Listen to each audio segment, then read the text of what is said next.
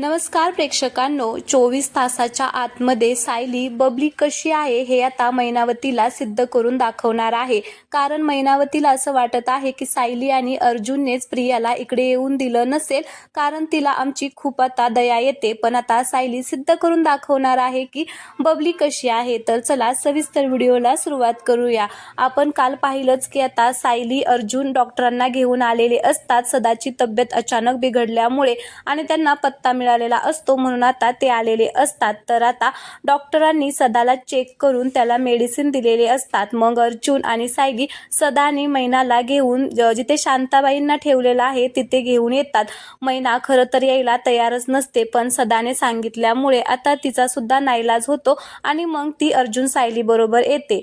तिथे आल्यानंतर अर्जुन आता त्यांना म्हणत असतो की तुम्हाला आता इथेच राहायचं आहे, औषध वेळेवरती घ्या म्हणजे तुम्हाला बरं वाटेल। तर मग सायली म्हणत असते की ह्या शांताबाई यांना तर तुम्ही ओळखतच असाल, बबलीला तुम्ही यांनाच देऊन टाकलं होतं आणि त्या बदल्यात तुम्ही यांच्याकडून पैसे घेतले होते, आता तुम्ही हे नाकारणार नाही। तर लगेच शांताबाई म्हणत असते की ते का नाही म्हणतील, दोघेही मला चांगलेच ओळखतात, त्यांना सुद्धा चांगलंच आठवते की मी कोण आहे ते। अर्जुन म्हणत असतो की शांता मावशी प्लीज जरा तुम्ही शांत व्हा। तर आता बाहेरून तिथे एक मुलगा येतो। तर आता अर्जुन म्हणत असतो की हा अजय आहे, हा इथेच राहणार, तुम्हाला काही हवं असेल औषध किंवा काही खायला हवं असेल तर तुम्हाला तो आणून देईल, तुम्ही कुठेही बाहेर जाणार नाही, याचं 24 तास लक्ष असेल तुमच्यावरती। तर लगेच मैनावती म्हणत असते की हो राहू आम्ही इथेच, आम्ही नाही जाणार कुठे।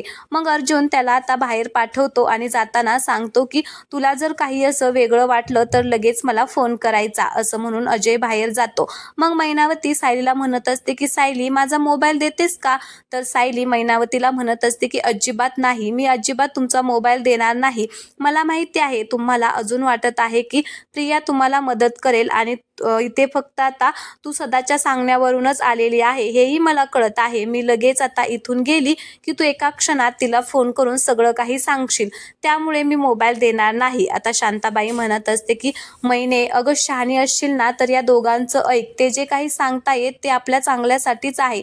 तर सदा सुद्धा मैनावतीला म्हणत असतो की ए मैने अजून किती विचार करणार आहेस, तू अजूनही एवढं सगळं झालं तरी तुला त्या बबलीवरतीच भरोसा आहे का।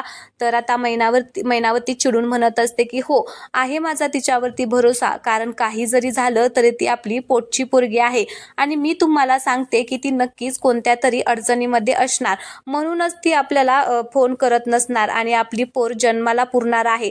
तर आता सदा म्हणत असतो की हा आता बोलवलं ना तिने आपल्यासाठी, डॉक्टरांना बोलवलं, तिने पैसे पाठवलं, म्हणे की जन्मापर्यंत पुरणार आहे, अगं तिने सांग ना काय केलं आपल्यासाठी। तर लगेच मैनावती म्हणत असते की अहो नसेल तिला झालं आज शक्य, पण उद्या पाठवेल ना, आपण इथं आलोय ना, आता आपल्याला कसं कळणार आहे तिने पैसे पाठवले आहेत का नाही ते।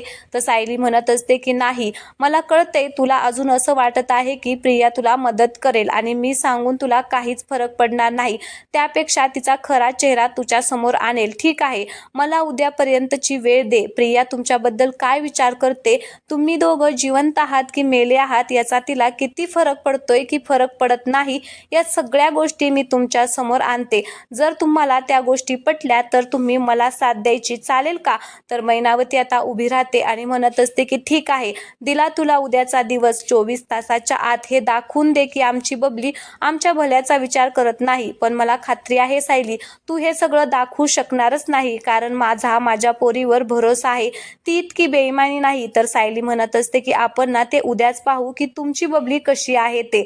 तर मैनावती म्हणत असते की हो बघू ना बघू, पण मला एक सांग, जर तू हे सिद्ध करू शकली नाही तर आमची पोरगी आमच्या भल्याचा विचार करत आहे असं दिसलं तर मग सायली म्हणत असते की मी तुम्हाला इथून मोकळं करेल आणि परत कधीच त्रास देणार नाही, आणि तुम्ही जर हे प्रियाला जाऊन सांगितलं ना तरी सुद्धा मी काहीच बोलणार नाही, असं म्हणून आता सायली सुद्धा मैनावतीला चॅलेंज करते। आणि आता सायली सिद्ध करून दाखवणार आहे की प्रिया कोणाचाच विचार करत नाही, प्रिया फक्त स्वतःच्याच मनाचा विचार करते, ती किती स्वार्थी आहे ती आता सगळ्यांना दाखवणार आहे। तर चला आजचा हा भाग आवडला असेल तर प्लीज चॅनलला सबस्क्राईब करा। प्रेक्षकांनो तुम्ही चॅनलला सबस्क्राईबच नाही करत आहे, मग असे नवनवीन व्हिडिओ आपण कसे टाकणार चॅनलवरती, त्यामुळे प्लीज चॅनलला सबस्क्राईब करा। धन्यवाद।